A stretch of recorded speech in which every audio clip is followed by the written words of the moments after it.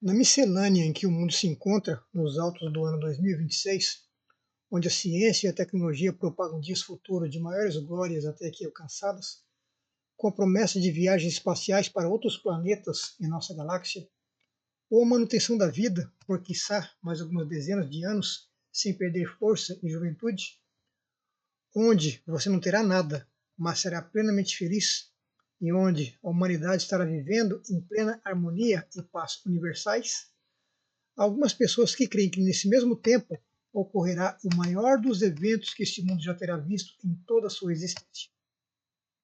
Para alguns, será o fim de tudo, fim dos sonhos, fim dos projetos, fim dos anseios da vida. Para outros, será o início da vida eterna. O que diferencia esses dois grupos? As experiências que eles possuem em suas existências aqui nesse mundo envolto em confusão e guerra. Para alguns, tudo que acontece é normal e a vida segue. Para outros, é uma tremenda confusão que precisa chegar ao fim. Querendo ou não, essas tensões acabam provocando polarização, onde um lado quer mais e o outro quer o fim. Quem, afinal de contas, estará com a razão? Vamos considerar então o evento que muitos aguardam e buscar encontrar nele: loucura ou coerência. O evento aguardado é identificado como a volta de Jesus. Centenas de milhares de pessoas ao redor do mundo creem nesse evento e o aguardam com anseio e alegria. E por mais que estejamos vivendo um tempo onde o identificamos como sendo o ano 2026, há em campo a crença de que essa vinda se dará naquilo que alguns identificam como estando em uma grande semana de tempo, onde tecnicamente ocorrerá a volta de Jesus. Mas há uma falta de consenso entre esses ansiosos espectadores. Há alguns que apontam 6.000 anos para que o evento ocorra. Outros apontam 7.000 anos. E o que deixa a coisa confusa é que não há uma explicação de como pode ser isso em um cenário onde 2026 é a contagem certa ou não. Por quê? Para 6.000 anos, faltam muitos anos à frente. Para 7.000, então, nem se fala.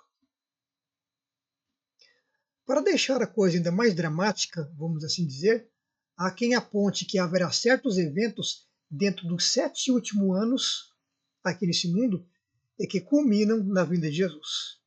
Mas a questão é, como saber quando serão esses últimos 7 anos? Se a contagem for 2026 para 5.993, que apontaria para os últimos 7 anos para 6.000, restam ainda 3.967 anos. A vida pode seguir tranquila, então. Iremos ao descanso e outras centenas ou milhares de gerações ainda passarão por este mundo. Mas um dos sinais que quase todas as crenças apresentam como prova irrefutável de que os últimos 7 anos podem ser identificados é o que eles apresentam como sendo o tempo em que a igreja passará por uma grande tribulação durante 3 anos e meio. Isso poderá ser identificado, segundo eles dizem, quando um homem perverso, identificado como o anticristo, governar a terra ou parte dela. A igreja, então, será arrebatada e escapa da tribulação. Então, nesse cenário mais de confusão do que de harmonia, há quem diga que Jesus volte em 2027, buscando relacionar 2027 com os anos 6.000. Outros, entretanto, apontam o ano 31, computando o ano da crucifixão de Cristo como sendo o marco da contagem correta e adicionando a ele 2.000 anos. E buscam ligar isso ainda àquilo que é chamado Agenda 2030, na ideia de que isso confirma o tempo do fim. Outros apontam que Jesus, quando vier, reinará aqui durante 1.000 anos, e que isso pode ser confirmado claramente pelas Escrituras. Já outros estão considerando que Jesus nem volte mais. Apenas trouxe esses cards para comprovar que a crença na segunda vinda de Jesus não é algo novo, não é algo de uma só pessoa e de um movimento apenas. Também não é para atacar ninguém, mas sim para poder cooperar de uma forma na consolidação dessa crença e trazer alguma luz em meio a divergências. Na Bíblia, no livro de 1 aos Coríntios, capítulo 14, verso 23, há a afirmação que diz que Deus não é Deus de confusão. E o que vemos nesse contexto de aguardo da vinda de Jesus é muita confusão, especialmente entre aqueles que dizem conhecer as Escrituras profundamente. Na busca de compreender o tempo bíblico, há em campo variados títulos buscando trazer ao cenário relatos cronológicos quanto aos principais eventos da Bíblia. Já vi algumas dessas obras, e em olhando apenas os eventos e os locais onde eles ocorreram, não há nada de errado, está tudo certo. O problema é o tempo que apresentam, são sempre os mesmos. Se houver erro em um, o mesmo erro estará em todos. Foi por causa da confusão que existe nesse cenário que fui estudar as Escrituras no sentido de buscar marcos temporais válidos para construir uma cronologia não apenas baseado nos eventos, mas especialmente no fator tempo.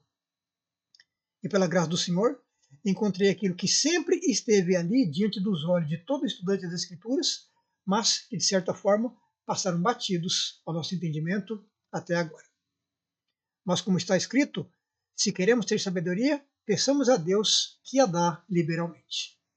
Pedi ao Senhor sabedoria para construir uma linha de tempo bíblica e fui agraciado por aquele que é o Senhor do tempo.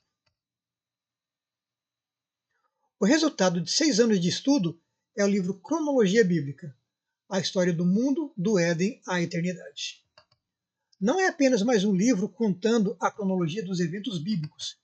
Ele é um mapa mostrando o tempo exato de cada evento relatado nas Escrituras e que podem ser compreendidos tão claramente como o relato da salvação. E esse tempo não é o tempo judaico, não é tempo juliano, muito menos tempo gregoriano. É o tempo de Deus, é o tempo bíblico, apresentado unicamente pelas Escrituras, sem nenhuma partícula de conhecimento humano. Então, você será levado em uma viagem temporal como nunca ninguém fez até aqui. É uma viagem que parte do primeiro dia, do primeiro mês, do ano 1, que atravessa o tempo e mostra pontualmente quando será o ano 6000. Hoje, 8 de fevereiro de 2026, pontualmente é o dia 18 do mês 6 do ano 5.998. Para 6.000, restam 553 dias.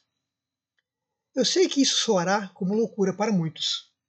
Para outros, será motivo de regozijo, pois a sua redenção se aproxima. Posso estar errado? Posso. Mas para que eu possa ser apontado como errado, meu erro terá de ser mostrado. E para ser mostrado, alguém terá de tirar a prova. Se eu e as conclusões que eu trago nessa obra estiverem erradas, a vida continua. Minha obra será usada como material de zombaria pelo resto dos dias desse mundo. Eu serei zombado e ridicularizado pela ousadia de querer marcar um tempo para o fim de tudo.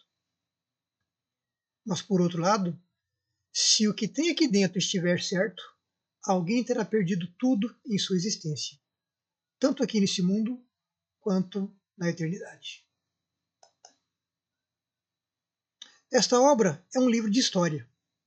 A história que mostra que Deus teve de interromper a harmonia celestial para resolver um problema que se originou no céu e foi transferido a esse mundo para que pudesse ser demonstrado o quão nefasto ele é. Assim, Deus determinou um tempo para que esse mundo pudesse conhecer esse problema e que fizesse a decisão em cooperar com ele para a sua completa erradicação ou ser erradicado junto com ele. Dessa forma, essa obra não conta apenas a história do mundo, de pessoas e de nações que ora existem, mas revela que você faz parte dessa história e que seu tempo ou está para terminar ou seguirá rumo à eternidade.